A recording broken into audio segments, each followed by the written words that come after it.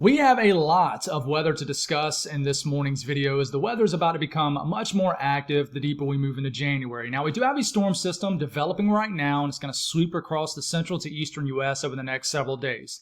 This is going to bring severe weather chances with it. It's going to bring a winter weather side to it, and we will bring you the details on that. But we're first going to focus in on what could happen next week onward. The weather has the potential to get pretty wild, and I will say it's going to be tough to figure out, but we're here to figure it out each day. And the closer we get to these time frames, of course, the more confident we get on what potentially could happen. But I do think winter weather chances are about to increase for a large portion of the country, and this could be for areas further to the south also. So my name is Mitch. Good Thursday morning. Hope you guys are doing well. Subscribe if you haven't. Like the video if you like it. And if anybody has anything that I can pray about or pray over, please drop it in the comments below. Let's get rocking and rolling this morning. So let's go over the latest model runs from overnight into this morning first. So we're going to start all these videos off like this from here on out, and then we'll kind of geek out with you guys and explain the pattern and the setup going forward. So we'll start off with Monday morning, the 12th of January. So this is early next week, the beginning of our work week. There's nothing really going on across the eastern U.S. Now we'll show you the central U.S. next. And as we move forward, we get into Tuesday of next week. Remember, time frame is up here, 13 JAN, January 13th. And then we get into Wednesday.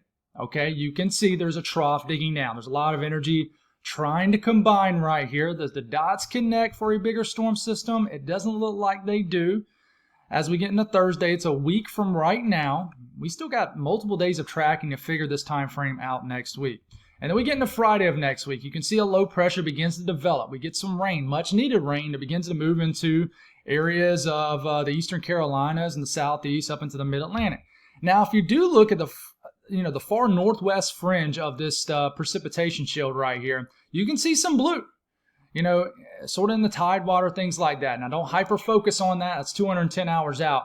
But there is going to be some cold air nearby. You can see a little snow in the mountains, low pressure popping off here, but nothing too crazy.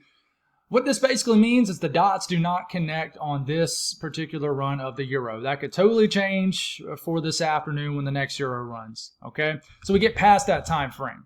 And then another juiced up low pressure develops. And this is 10 days out. This is like next weekend, right? Next Sunday morning to be exact.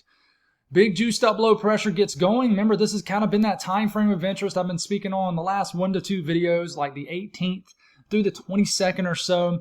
Low pressure comes in, but the cold air really isn't worked in yet. But we continue to move forward. This is cold enough for some snow in the mountains, snow in the Cumberland Plateau, up the Appalachian Spine here. But, east of the mountains, and even west of the mountains, outside of just the higher elevations, it's mainly just a cold rain. Cold air is not in place. And it's really nothing special outside of areas that's already seen, a good bit of snow, at least their fair share of snow so far this winter. And then we got Clipper action that moves in behind it. And at the end of the day, it's just not for us winter weather fans, it's not a very appealing model run compared to the one I showed you yesterday morning for the Euro overnight. At the very end of the run, it does show a little bit of snow, but the Euro is just not an interesting run. It's not. Now, you look at the latest GFS, and I'm going to update this, make sure we have the new information. This is Monday morning, January the 12th, next Monday. We get into Tuesday. All right, we get into Wednesday. And here it comes. Energy starting to come together. Energy right here. You can call this energy 1. You can call this energy 1, 2, whatever. But you have energy coming together with a trough digging down, bringing in northern stream energy. And then we have just some energy in the form of precipitation off the coast of the southeast and in the Gulf. So this moves in. We get snow across this region up here. And then we get I think that we could get a pretty hefty northwest flow snow event across the southern and central Appalachian Mountains. This includes all the way down to the Smokies.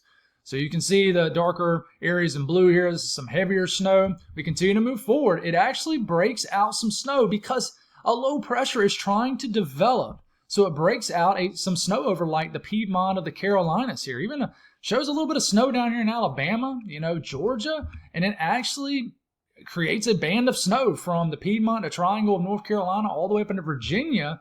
This is next Thursday, a week from today. See that darker blue? That's some heavier snow. We continue to have just a long duration event of northwest flow snow into the mountains of North Carolina and Tennessee.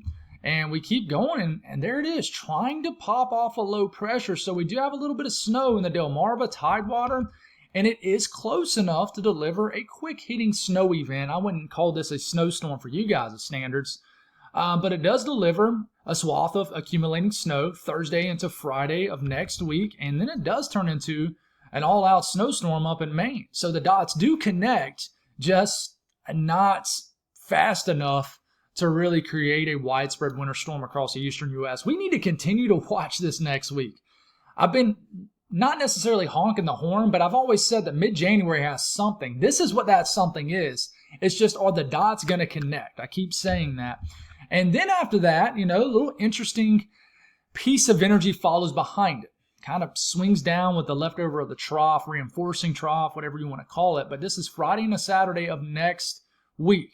Okay, 16th and the 17th, and we have this area of snow. I mean, it's as far south as northern Alabama, sweeping in, and then points north into the Midwest, Ohio Valley, and it actually gets more enhanced right here. So it's snowing like crazy in Chattanooga, southwest North Carolina, area that has not had a lot of snow, especially in the southwest North Carolina lately. And northern Georgia, this would be some pretty heavy snowing in this area. This is next Saturday to 17th. Let me tell you, if that verifies, I'm probably going to take the family up to Gatlinburg for the weekend next weekend and just enjoy it, because you just never know if you're going to go an entire winter without snow here in central South Carolina. So anyways, this delivers some heavy snow. It's kind of just a embedded region. It's very small. It's not widespread, but it's an interesting little event, and it tries to climb up the coastline, does not make it really east of the Alps in the southeast, and then tries to turn to something right here. And we got some leftover snow in the mountains here. And you see a little bit of blue here in the Carolinas. It's trying to do something. There's a lot of energy flying around.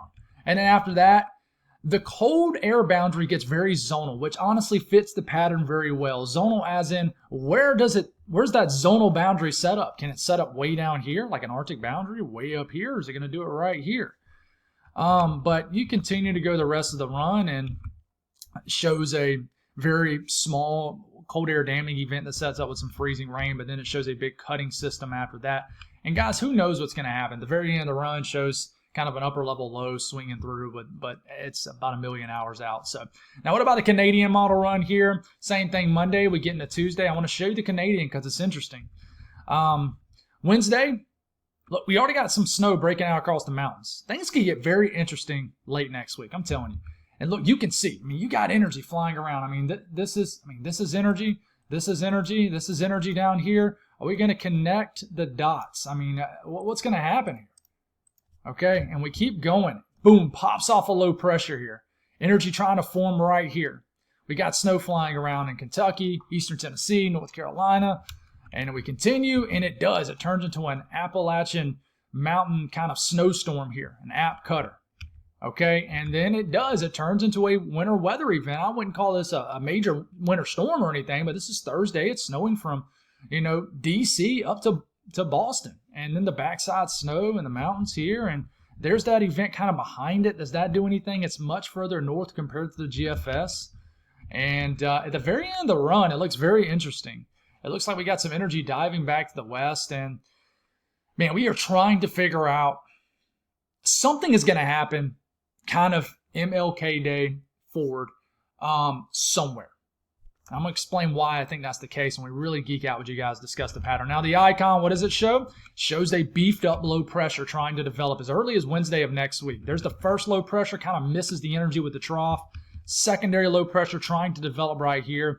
And listen, this is close to a really an apps crusher right here. I'm telling you, if you live in the mountains of North Carolina, Tennessee, maybe even northern Georgia, I would watch the evolution of this like a hawk. This is close to a big one. East of the Alps, I just don't think the cold air is going to be in place in the south. But, folks, things could change. This is the Euro AI model. What is it going to show? We have the latest run, so I hadn't even looked at this. Same thing Monday, Tuesday, we get into the 14th. There's the first low pressure developing out ahead of the trough. Okay, and then here comes the northwest flow type stuff swinging in. It's very interesting. You see that, remember, this is just going to show in green and grayish, dark gray and stuff for precipitation. We have to look at the temperature profiles to actually see what's falling.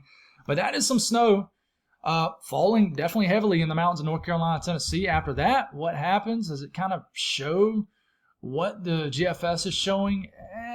It's close. It's close. There's something trying to get going here. And there is some precipitation developing in what looks to be some cold air in the eastern areas of North Carolina, eastern Virginia, the Tidewater. And then after that, what happens? There's a strong press of cold air. You see this it's after 300 hours. I know it's getting into the 20th, 21st. Strong press of cold air. And I can tell, because I'm a weather geek, with how close these blue lines are together. And it actually suppresses this moisture back down into the Gulf. But there's something there. It's a pretty cold run right there. It's so cold it's suppressing the moisture to the south. But, right here is interesting. Let's look at the temperature profiles. Let's just look at the snow. Yeah, it doesn't really. So the temperatures must not be good enough for snow. But who knows? Maybe a wintry mix. Let's not overly focus on the details. And then the GFS AI. What does it show? First storm system right here, Wednesday. We continue to move forward. Pops off another storm system right here. GFS AI likes the idea of more cold air in place. And then after that, there's some clipper action, some cold air. And then there is that moisture riding into some cold air. But is it cold enough for snow in eastern Tennessee? We look at temperatures. No, they're pretty marginal. It's cold, but not cold enough. But there could be some cold air crashing into this, but that could be a winter storm across the eastern U.S. It's very close down here in North Carolina.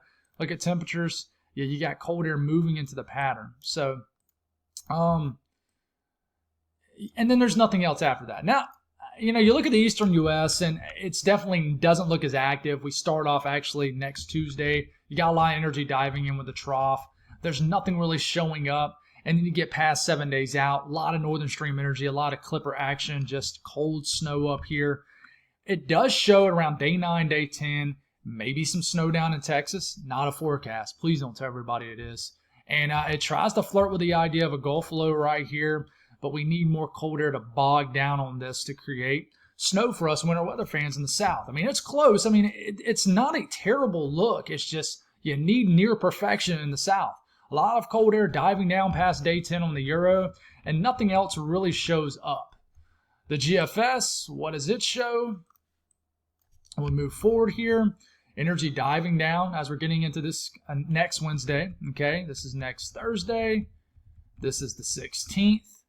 We got some energy diving in, and it does show some snow. Like next Friday in northern Arkansas up into Missouri, Illinois, the Midwest. And that's that system I discussed with the eastern U.S. It moves east. And then after that, doesn't really show anything to be desired here. Shows a winter storm developing across the middle of the country, but it's 354 hours out. And then you look at the Euro AI model. Let's see what it shows. It's probably going to give us a better gauge on what happens with that Gulf low getting suppressed here. And we get, into next Friday, the 16th, the 17th, the 18th, and then the 20th. Then you can see, there it is. There's that low pressure developing, a lot of cold air pressing down on it. What is that doing there? It's such a cold air press, it's actually suppressing this low. So, guys, to wrap all that up, there's nothing to be desired with those runs. The overnight runs definitely were not that great. Can we get these runs back? Absolutely.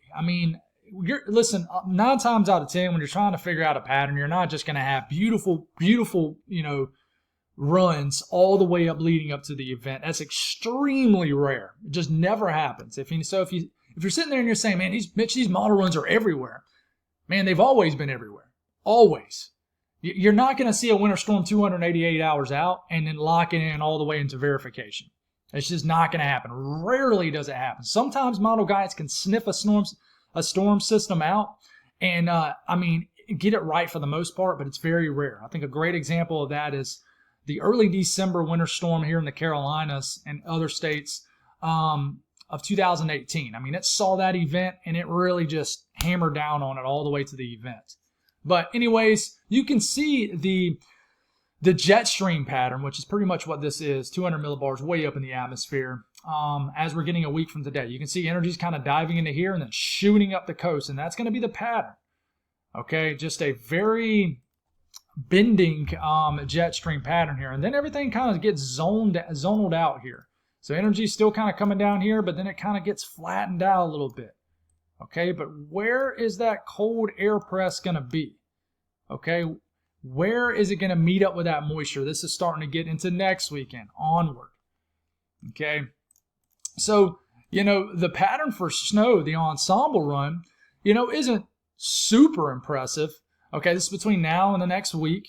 And then you go past this time next week. We get into next week, and you can see kind of the snowfall footprint on the ensemble run begin to sag south, especially for the mountains of North Carolina, Tennessee, points north, of course. And then you go all the way to the end of the run, and it's getting a little better, but I mean, there's a lot left to be desired here. I mean, there's not a whole lot.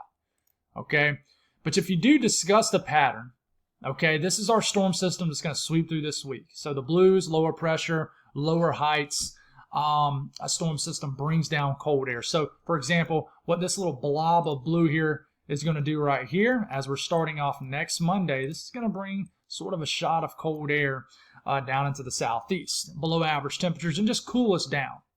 Okay? Now, after that, you're going to see this entire area get blue.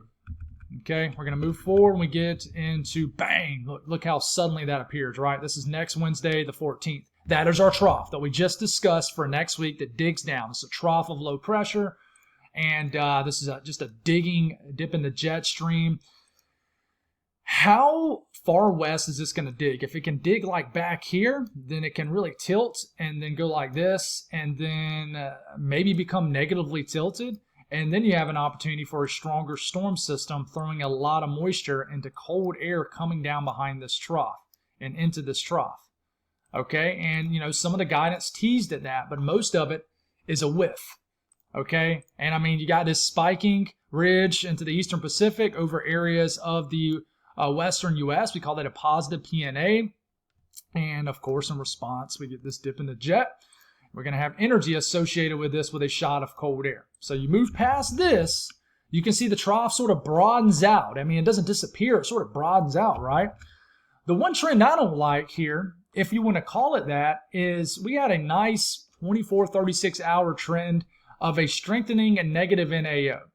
We're kind of losing that now. So therefore, we're not getting as suppressive of a cold air push into our what we think is going to be a pretty active stream of moisture going across the region.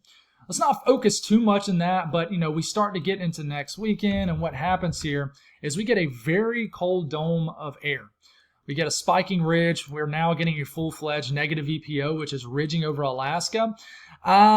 Sort of a positive PNA, but more neutral. We're trying to get this trough extension happening now a little bit into the western U.S., but in general, we still have a nice ridge over the western U.S., but let's focus on this blue, okay?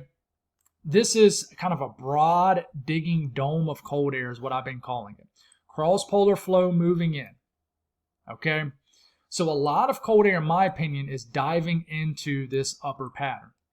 And I think we're going to have a pretty active southern stream or just stream of moisture, energy. That little squiggly line I just did, think of that as storm systems. So what's going to happen here is, of course, with any trough, you're going to have areas of energy embedded into it, right?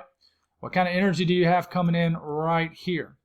And more importantly, how south is our cold air press with this broad, huge trough and cold air supply? I mean, that's a pretty impressive look. It's just, can you get this blue basically to kind of get down into here? You don't want it too far south, or you're going to end up with another Gulf blizzard, or you're going to suppress everything. And old rig 97 out in the Gulf is going to end up getting a snowstorm. Just kidding. But we move forward here, and I mean, you can see the little kind of the notch in this trough right into here, right near MLK Day. Okay, and it's pressing. Are you going to kind of connect the dots here for some southern winter weather? Okay, I mean, we got time to figure this out. This is past 10 days. But then, of course, past 300 hours out, you start to get this negative PNA, a trough out west. But let's not focus on that because we always seem to trend away from that. But, when you see all that, what does this mean as far as temperatures? Well, we're starting off next Monday, the 12th. And like I said, storm system going to bring a shot of cool air for the southeast. Going to have some chillier days to return. I think Sunday into Monday, we abruptly end this above average temperature pattern that we're in right now. So you can see the blues and the greens is below average temperatures. The warmer colors you see on your screen, like this, like lava looking color up here, this is above average temperatures. This is slightly above average temperatures. So you're going to see, I really think the southern tier of the country stays cool. But we could get to above average temperatures, which is still cold for a lot of areas of the country up north. But after that, this trough digs down, and of course, cold air is brought in behind it, and the eastern U.S. really cools off. Everybody does. So colder than average temperatures, like 5 degrees below average in the heart of winter for the Northeast is pretty darn cold. And for the South, it's, a pretty chilly day. I mean, highs in the 40s, things like that. But the entire eastern U.S., as we get into late next work week, begins to cool down. And then after that, the entire country just about cools down, especially the northern sections of the central U.S., but even, just the entire run. I mean, look at this. This is MLK Day, for example. Most of the country's cooling down except the western U.S., and that is because of this look right here. Let's back it up. Right there. You compare that with that. That with that. I mean, that's bringing in a lot of cold air. So, I mean, it gets pretty darn chilly early. This is the 20th, for example. I mean, so that's why we're seeing this between the 15th and the 21st, 8 to 14 day outlook. I think this will get even bluer. But I don't know if this will extend very far to the south. We'll see. I don't know. We'll see. But you're starting to see chances at below average temperatures for the Great Lakes region, extending all the way down to the mid-south. Big section of the country is near normal. Okay, so we're getting the blue return back on the screen. And we look at this.